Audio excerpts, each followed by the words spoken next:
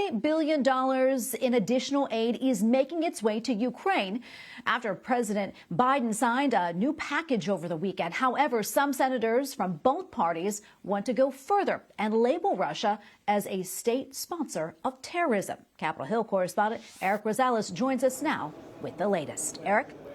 Well, Tracy, this latest aid package means that Ukraine has received more taxpayer money than any other country. A total of $50 billion has been sent to the war-torn country. And while some senators have concerns, Senator Rick Scott told me that it is necessary.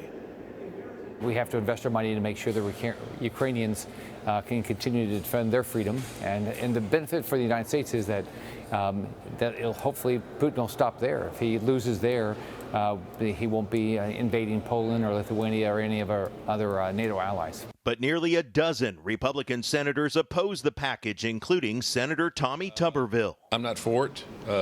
Now, don't get me wrong. I'm for Ukraine. I voted for all the other bills, and I would vote for this. But for some reason, we go from $2 billion, $3 billion, $5 billion to $40 billion overnight. Another problem, the Pentagon and State Department don't have watchdogs in place to make sure the money gets into the right hands. Also, the Ukrainian parliament asked Senators Richard Blumenthal and Lindsey Graham, back from a recent trip there, to take action to isolate Russia. We will be introducing a resolution urging the Secretary of State and the Biden administration to designate Russia as a state sponsor of terrorism. In that case, Russia would join Cuba, Iran, North Korea, and Syria on the list.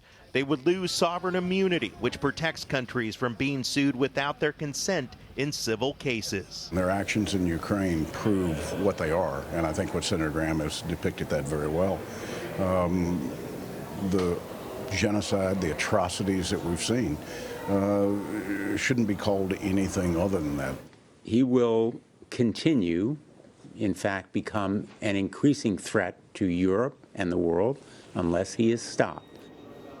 The State Department says that it is taking a closer look at adding Russia to state-sponsored terrorism list. Now, on a separate note, Senator Dick Durbin of Illinois, he actually was asked today about House Speaker Nancy Pelosi not being allowed to receive communion. Senator Durbin himself is not allowed to receive communion in his home diocese of Springfield, Illinois. That's because of the same reason that he actually supports abortion. Senator Durbin said, quote, that he feels that it's a personal decision, one that should not be left up to the bishops. At the Capitol, Eric Rosales, EWTN News Nightly.